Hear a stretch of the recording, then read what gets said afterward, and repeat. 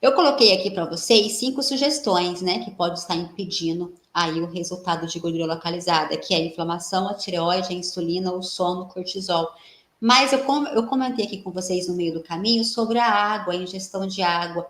E vale a pena falar do sexto item, que é a água também. Gente, a água, ela é muito importante para nós, não somente com a função de hidratação. Porque sobre a hidratação, todos nós já temos clareza. Nós, profissionais da estética, entendemos perfeitamente o quão importante é a hidratação do tecido, principalmente da nossa matéria-prima de trabalho, que é a pele. Então, nem vamos conversar nesse momento sobre a hidratação, porque aos meus olhos, todos vocês já possuem clareza em relação a isso. Vamos pensar na água como um ajudante para eliminar as toxicidades do nosso corpo. É a água que limpa as impurezas. Pensa assim, ó, você tem um copo e tem um pouco de gordura nesse copo. Se você enche esse copo de água, vai enchendo de água, essa gordura vai transbordar e vai embora, certo? Então, a água, ela é muito semelhante com o nosso corpo. Ela não joga fora a gordura, pelo amor de Deus. Mas a água, ela ajuda a jogar fora as toxicidades. Sabe os resíduos metabólicos que nós vamos acumulando no dia a dia? A gente consegue ajudar a eliminar isso através da água. Quando um paciente ele começa a ter retenção hídrica, que você vai lá, faz uma sessão de drenagem linfática, e aí o paciente volta 2, 3 dias depois, você olha para ele e fala assim, meu Deus, parece que faz um ano que eu não te vejo, você está todo edemaciado. O que isso acontece?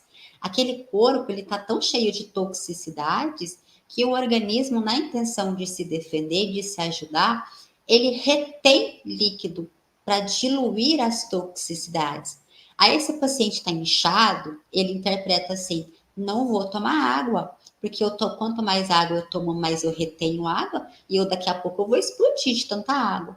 Só que isso não é verdade. Se o paciente está retendo líquido, é porque está faltando ingestão de água para eliminar essas toxicidades. Então, o corpo começa a acumular.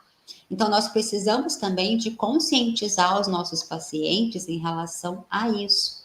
Júlia, mas qual que é a quantidade ideal de água do nosso paciente? A literatura sugere que seja a quantidade de hemácias que esse paciente tem. Então, você olha no hemograma, olha o número de hemácias que esse paciente tem e esse paciente deve de tomar água equivalente a esse número de hemácias. Isso faz com que o sangue desse paciente não fique hemodiluído e nem hemoconcentrado. Júlio, o que é isso? Não fica ralo e nem fica grosso. Um sangue ele precisa de ter uma viscosidade normal para que ele possa fluir e andar e passear perfeitamente por todos os vasos sanguíneos, inclusive aquelas periferias onde que a gente tem pequenos capilares. Isso vai fazer com que a entrega de oxigênio e de nutrientes seja satisfatória. Se meu paciente tem um sangue muito ralo, ele pode até circular melhor, mais rápido, porque ele está ralo. Mas ele está ralo, mas tem faltando hemácias, falta hemoglobina. Então, tem uma menor entrega de oxigênio, tem uma menor entrega de nutrientes. Se esse sangue está muito concentrado, ele está grosso, ele tem dificuldade de circular. Então, a entrega de oxigênio e de nutrientes também fica mais prejudicada. Fora que esse sangue, por ele estar mais lento, esse paciente começa a ter extravasamento de líquido. Está tão lento a circulação que o sangue fica meio que parado ali. Aí ele começa a extravasar, ele sai ali do vaso sanguíneo. E esse paciente começa a ter edema. Isso é legal? Não, não é. Então, uma das formas de a gente verificar também se esse meu paciente está hidratado de forma satisfatória ou não, e qual que é a quantidade de água que esse paciente deve tomar, também é através dos exames laboratoriais, onde cada paciente é individual, cada paciente é um, certo? Então, estetas, uma vez que vocês têm agora 6, né, eram 5, agora 6 sugestões para melhorar os seus resultados de gordura localizada, é só colocar em prática. O paciente está tendo resistência e às vezes o paciente chega para você já com histórico passado, Olha, já fiz trocentos procedimentos para redução de medidas, já tentei emagrecer, estou na academia, estou seguindo uma alimentação satisfatória, mas não consigo emagrecer. Se o paciente está te dando essa informação, liga a luzinha amarela e fala assim: o que está por trás dessa dificuldade de emagrecimento? Então pensa, é a inflamação? É a irritação? É a tireoide? É a falta de qualidade de sono?